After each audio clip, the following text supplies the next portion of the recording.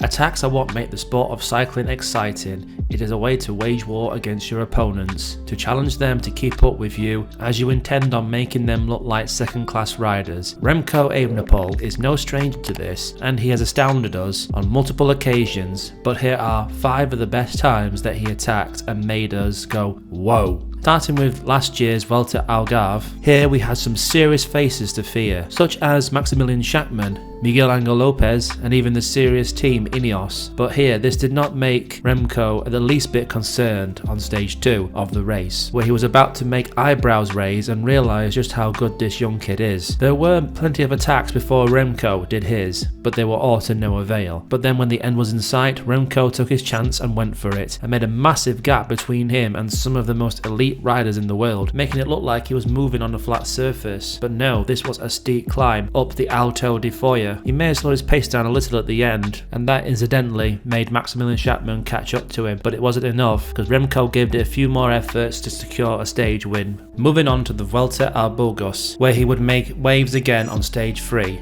a 150km long stage with a steep climb up the Picon Blanco, a seriously difficult HC category climb. Remco sure did stay patient, as you should always on this kind of climb, and with less than 2 kilometers to go, he made his move. Here he would destroy serious competition such as George Bennett, who was second behind him, and he was only 18 seconds behind him at that point, as well as Mikel Landa and even Esteban Chavez, and most of all one of the best climbers out there, Richard Carapaz. But he left them all in the dust with little room for them to breathe.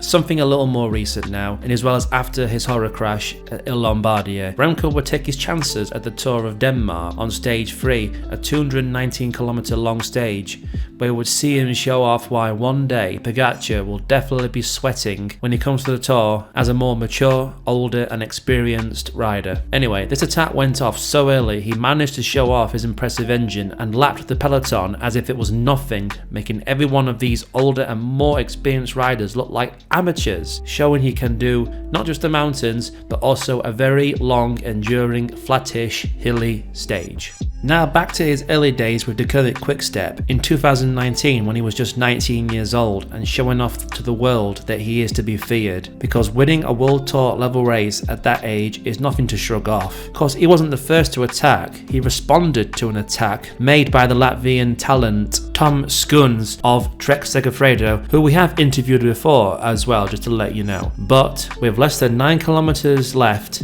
he left Tom in the dust, sadly for him, and continued his attack all the way to the end with little easing off on the accelerator.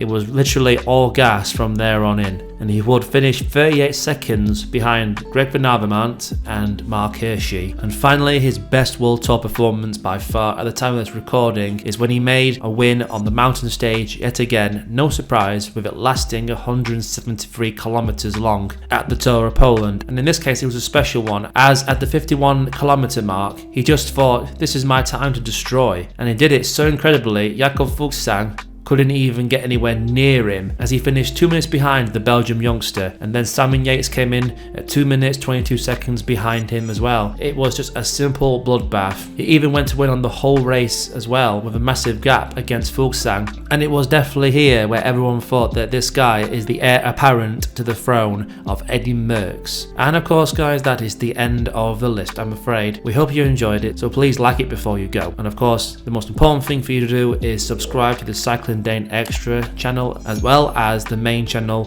where we do more content cycling related, but particularly transfers, race recaps, the lot, everything centered around racing as a whole. And of course that's it for me guys, and as always, have a nice day.